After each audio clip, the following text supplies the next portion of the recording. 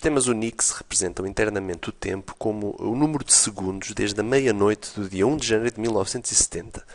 A este início dos tempos normalmente chama-se epoch.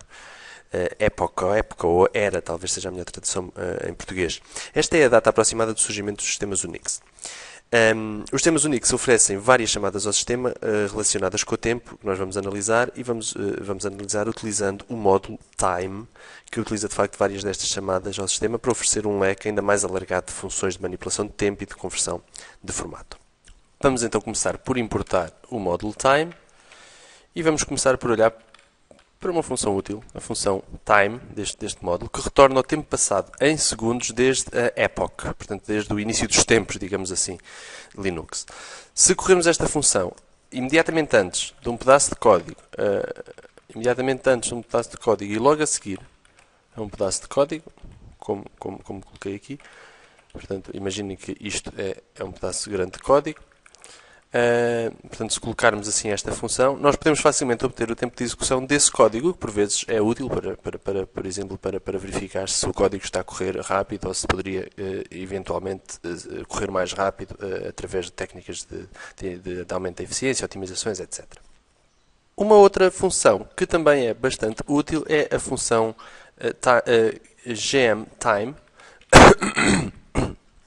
E a função gmTime converte o tempo que é expresso em segundos desde a epoch numa estrutura do tipo struct time.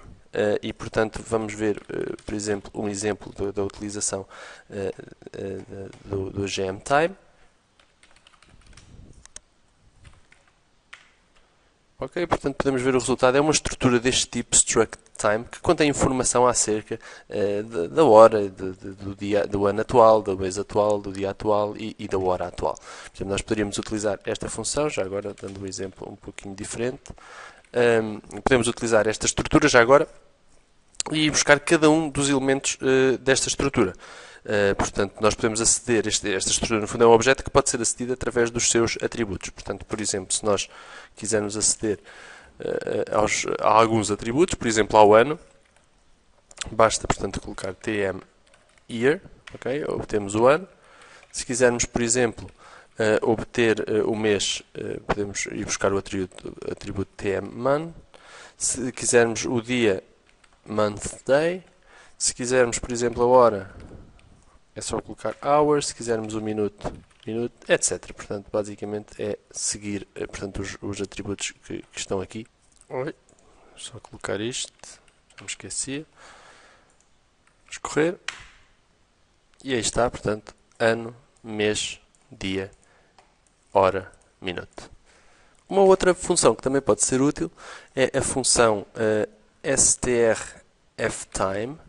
que nos permite também obter, por exemplo, a hora e o dia, portanto, exatamente a mesma informação que nós conseguimos obter com esta função, com a função que analisámos anteriormente, mas no formato que nós quisermos. Portanto, podemos aqui definir o tipo de formato para essa informação aparecer. Por exemplo, eu posso querer, por exemplo, o dia, depois colocar, por exemplo, o mês, depois o ano é um Y, vírgula, uma hora, por exemplo, e os minutos. Portanto, neste formato. Vamos testar. Portanto, assim podemos definir o formato que quisermos utilizando esta função, o que também é útil muitas vezes.